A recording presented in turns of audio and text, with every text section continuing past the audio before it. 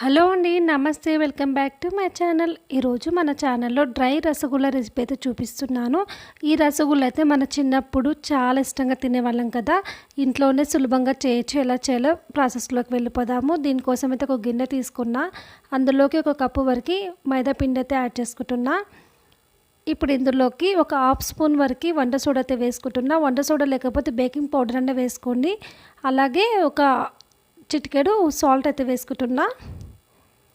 ఇందులోకి red colour food colour అయితే వేసుకుంటున్నానండి. ఫుడ్ కలర్ మీకు ఇష్టం ఉంటే వేసుకోండి, లేదంటే స్కిప్ చేసుకోవచ్చు. ఎందుకంటే ఈ రసగుల్లాలు చూడడానికి రెడ్గా కనిపిస్తాయి కదా, కాబట్టి నేనైతే కొంచెం ఫుడ్ కలర్ అయితే వేసుకుంటున్నాను. ఇందులోకి నిమ్మకాయ కూడా వేసుకోవాలండి. నిమ్మకాయ సగం వరకు కట్ చేసుకొని దీనైతే ఇలా పిండుకుంటున్నాను. ఒక సగం అయితే సరిపోతుంది. ఇలా నిమ్మరసం పిండుకున్న తర్వాత దీన్ని చేతితోటి మంచిగా కలుపుకోవాలి. ఇదంతా పిండికి కలిసేటట్లు మంచిగా కలుపుకోవాలండి, ఈ సాల్ట్ బేకింగ్ పౌడర్ అంతా. ఇప్పుడు ఇందులోకి కొంచెం కొంచెం వాటర్ యాడ్ చేసుకుంటూ సాఫ్ట్ చపాతీ పిండిలా కలుపుకోవాలి.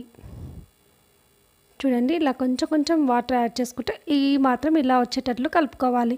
ఇది అయితే చేతికి అంటుకుంటుంది కాబట్టి ఇందులోకి ఒక స్పూన్ వరకు నూనె లేకపోతే నెయ్యి అనే వేసుకోండి. నేనైతే కొంచెం నెయ్యి వేసుకున్నాను, టేస్ట్ కూడా చాలా బాగుంటుందని. చూడండి, ఇలా మొత్తం చపాతీ ముద్దకంతా ఇదంతా కలిసేటట్లు మంచిగా కలుపుకోవాలి. చూడండి, ఇలా మంచిగా సాఫ్ట్గా కలుపుకున్న తర్వాత దీనిపైన అయితే మూత పెట్టుకొని మనం ఒక 10 నిమిషాల పాటు దీనికి రెస్ట్ అయితే ఇవ్వాలన్నమాట. ఇలా నానబెట్టుకుంటే మంచిగా వస్తాయండి రసగుల్లాలు అయితే. ఇప్పుడు పాకం కోసం అయితే ఒక గిన్నె తీసుకొని ఒక కప్పు వరకు షుగర్ అయితే యాడ్ చేసుకున్నాను. అలాగే ఒక కప్పు వరకు వాటర్ కూడా వేసుకోవాలి. దీని తీగ పాకం కంటే కొంచెం తక్కువగా వచ్చేటట్లు మనం పాకం అయితే చేసుకోవాలి. ఇందులోకి ఒక స్పూన్ వరకు యాలకుల పొడి అయితే వేసుకుంటున్నానండి, ఇలాచి పౌడరు.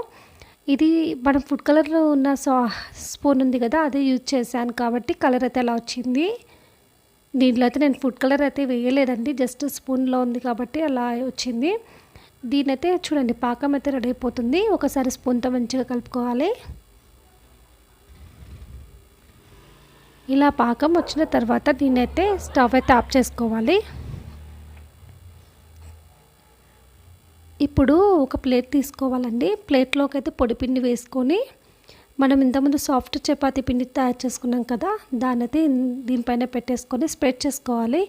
చేతితోటి సింపుల్గా వస్తుందండి, ఎందుకంటే చాలా సాఫ్ట్గా ఉంది కాబట్టి చేతితోటి ఈజీగా వస్తుంది. ఇప్పుడు మనకు రౌండ్ షేప్ రావాలనడానికి నేనైతే సిరప్ది క్యాప్ ఉంటుంది కదా, అదైతే యూజ్ చేస్తున్నాను. మీ దగ్గర షేప్ది ఏదైనా ఉంటే అది యూజ్ చేసుకోవచ్చు. చూడండి, ఇది మందంగా ఉండాలి పిండి అయితే. ఇలా మందంగా ఒత్తుకున్న తర్వాత దీన్ని అయితే చూడండి, ఇలా ఈ క్యాప్తో అయితే ఇలా చేసి ఈజీగా వస్తాయండి షేప్ అయితే. ఇలా ఈ క్యాప్తో చేయడం వల్ల అన్నీ సేమ్ ఒకటే సైజులో వస్తాయి. చూడండి, అన్నీ ఇలానే చేసుకుంటున్నా. ఇలా చేసుకున్నాక మిగిలిన పిండి ఉంటుంది కదా, దాన్ని కూడా సేమ్ ఇలానే చేసుకొని మళ్ళీ ఇలానే రౌండ్ బాల్స్ రెడీ చేసుకొని పెట్టుకోండి. ఇలా చేసి పెట్టుకున్నానండి రౌండ్ బాల్స్ అయితే. చూడండి, ఇలా ఉన్నాయి. ఈ లోపు నేనైతే ఆయిల్ పెట్టుకున్నాను స్టవ్ మీద. ఆయిల్ అయితే హీట్ ఎక్కింది. ఇప్పుడు ఇందులోకి వీటిని అయితే వేసుకుంటున్నాను. ఇవి వేసుకున్న తర్వాత కొంచెం క్రిస్పీగా అయ్యేంతవరకు అయితే ఫ్రై చేసుకోండి. ఎందుకంటే ఈ రసగుల్లాలు పైన చూడడానికి క్రిస్పీగా, లోపల సాఫ్ట్గా జ్యూసీగా చాలా బాగుంటాయి కాబట్టి కొంచెం క్రిస్పీగానే ఫ్రై చేసుకోండి. ఆయిల్ హీట్ ఎక్కింది కాబట్టి చూడండి, మనం ఇలా వేసుకునే కూడా పైకి అయితే వస్తున్నాయి బాల్స్ అయితే. ఇలా ఒక సైడ్ అంతా మంచిగా ఫ్రై అయిన తర్వాత ఇంకొక సైడ్ని అయితే తిప్పుకొని ఫ్రై చేసుకోండి.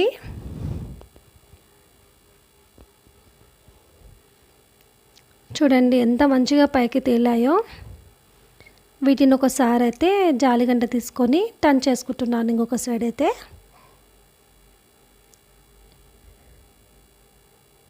ఇలా ఫ్రై అయిన తర్వాత వీటిని అయితే ఒక ప్లేట్లోకి అయితే వేసుకుంటున్నాను. ఇవి గట్టిగా అయ్యేంతవరకు ఫ్రై చేసుకోండి, ఇది మాత్రం మర్చిపోకండి.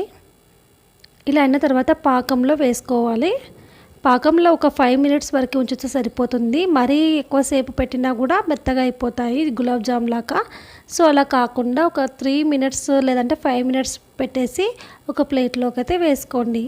అంతే అండి, రసగుల్లలు అయితే రెడీ అయిపోయాయి.